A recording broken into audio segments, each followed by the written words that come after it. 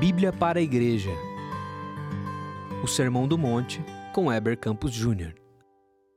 Graça e paz, Igreja de Cristo. Eu quero convidá-los a continuar estudando o Sermão do Monte e nós vamos ler o início do capítulo 6, versos 1 a 4, e depois eu vou dar um salto até o verso 16 e a gente vai ler 16 a 18 e vamos conectar essas duas passagens do Sermão do Monte. Acompanhe a leitura que eu vou fazer aqui.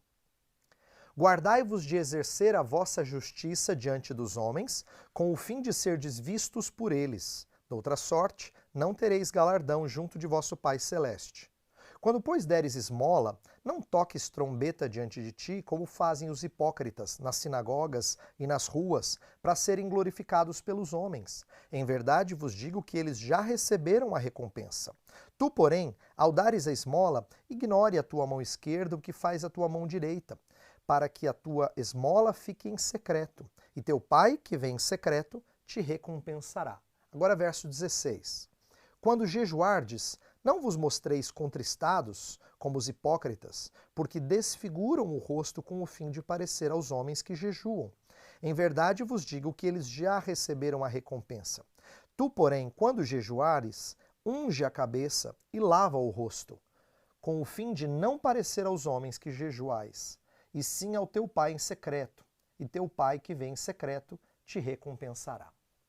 Veja só, esse é um trecho do Sermão do Monte. Nós já fizemos aqui exposições do capítulo 5. Se você acompanhou, você ouviu várias vezes a ideia de que o Sermão do Monte, que cobre dos capítulos 5 a 7 de Mateus, propõe um estilo de vida contracultural, que vai na contramão não só daquilo que a sociedade vivia, mas inclusive daquilo que os religiosos consideravam ser espiritualidade. Esse trecho que eu acabei de ler com vocês é um exemplo disso. Ele mostra um estilo de vida diferente dos religiosos. Já no capítulo 5 ele falou de uma justiça que excede em muito a dos escribas e fariseus. E agora ele vai comparar não só com os pagãos, e a gente vai ver trechos ao longo do capítulo 6 em que ele compara com os gentios, aqueles que não são cristãos. Essa é a referência que Jesus está fazendo. Mas ele também vai comparar com os fariseus, com os religiosos. Porque Jesus quer mostrar um estilo de vida contracultural não só em relação à sociedade secularizada, mas inclusive aqueles que se dizem evangélicos ou cristãos, mas que são nominais. Então, aprenda que o Sermão do Monte é um choque para todos, seja você um religioso ou não. E o que Jesus propõe aqui é de práticas externas de piedade. Ele lida com o dar esmolas e ele lida com o jejuar. A gente vai ver numa outra devocional que ele também lida com oração. Essas três práticas dizem respeito àquilo que os outros veem e ouvem acerca da nossa espiritualidade. Então, como é que a gente lida com isso? Jesus está condenando o que aqui nesse texto? Ele está condenando o nosso anseio por visibilidade. Dá uma olhada de novo no verso 1. O verso 1 fala assim: guardai-vos de exercer a vossa justiça diante dos homens, com o fim de serdes vistos por eles. Perceba que Jesus está preocupado com a maneira como nós mostramos a nossa piedade, porque essa é uma atitude de gente hipócrita. Ele vai repetir esse conceito de hipocrisia várias vezes. No verso 2 ele fala: quando você der esmola, não toques trombeta diante de ti, como fazem os hipócritas. No versículo 16 ele vai repetir: quando você jejuar, não se mostre contristado, como quem está sentindo muito o jejum, como fazem os hipócritas. Então essa preocupação de Jesus com a hipocrisia é aquela que quer mostrar aos homens a sua piedade. E Jesus diz que quem se preocupa com o louvor dos homens só terá isso. Ele repete várias vezes no início do capítulo 6 a ideia de que eles já receberam a recompensa. Quando você quer mostrar aos homens, isso é tudo que você vai conseguir: o louvor dos homens, e não o apreço e a aprovação do Senhor.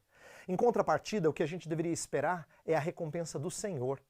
Quando você ouve recompensa do Senhor, talvez isso soe estranho a você, porque você sempre aprendeu que a gente precisa estar numa vida de piedade que agrade ao Senhor, não por interesse próprio, mas somente para a glória do Senhor. No entanto, a própria Escritura ensina a gente a crer no Senhor que galardoa aqueles que o buscam. A fé que agrada ao Senhor é aquela que crê que Ele é galardoador daqueles que o buscam, diz Hebreus capítulo 11. Então, esperar a recompensa do Senhor não é errado. Querer que o Senhor aprove nossas atitudes de espiritualidade não é errado. Agora, fazê-lo para que as pessoas vejam isso em nós é o que Jesus está confrontando. Então perceba que o que a gente tem que esperar de Deus? Deixa eu ilustrar.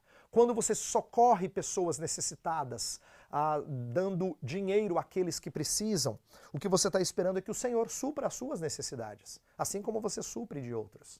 Quando você jejua na expectativa de que o Senhor te dê direção ou proteção, o que você está esperando? Que o Senhor atenda e veja o seu coração humilhado e te sacie com direção e provisão. Essa é a maneira como nós devemos praticar atos de espiritualidade que são vistos pelos outros, mas que não devem ser anunciados aos outros. Então, eu quero dar aqui exemplos de jejum e de socorro que não agradam a Deus. Por exemplo, não é incomum a gente calcular o quanto nós ajudamos as pessoas. A gente faz contabilidade. Já fiz uma vez, dei tanto. Quando a gente faz contabilidade, nós estamos contribuindo para manter registro do nosso auxílio. E Jesus disse, sua mão esquerda não devia saber o que a sua mão direita dá. Não é? Então, o que isso significa é não contabilize, não mostre, não faça cálculo. Uma outra maneira é que o jejum que agrada ao Senhor é aquele que expressa humilhação, não é aquele que é anunciado. Não poucas vezes a gente encaixa em conversas nossas coisas piedosas que nós fizemos. Não é? Então talvez você diga assim, então eu estava evangelizando uma pessoa, por que você mencionou isso? Então, quando eu ajudei alguém, ou talvez você diga assim, eu estava no meu período de devocional, que a gente faz todo dia lá em casa, por que você anunciou isso? Mas o nosso coração é tão enganoso que às vezes ele faz questão de encaixar nas nossas conversas algum ato de espiritualidade. O Senhor quer de nós uma vida de testemunho, é verdade, mas isso não significa uma vida que expõe a sua espiritualidade como se fosse uma vitrine.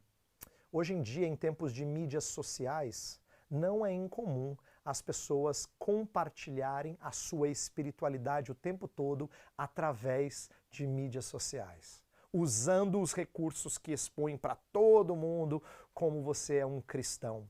É curioso que mídias sociais sejam mais marcadas pelas suas vitórias do que pelas suas derrotas, não é verdade? No entanto, a vida da gente na prática mostra que a gente tropeça bastante. Essas coisas não são colocadas nas mídias sociais. Por quê? Porque elas revelam um mundo irreal, um você irreal.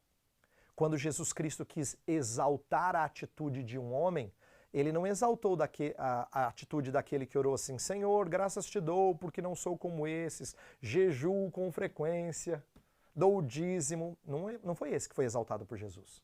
A pessoa exaltada por Jesus é aquele que expôs diante de Deus quão quebrado ele era.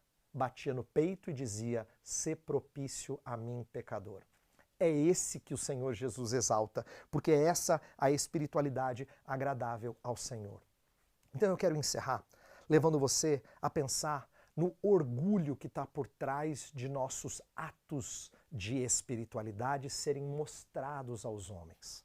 Olha como a gente está repleto de desejo de aprovação alheia. A gente quer que os outros nos vejam como piedosos. Embora a gente saiba dos nossos erros, eles não sabem daquilo que acontece na nossa intimidade.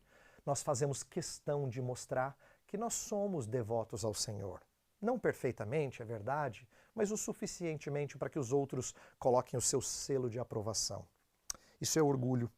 O orgulho está na essência do desejo de agradar pessoas.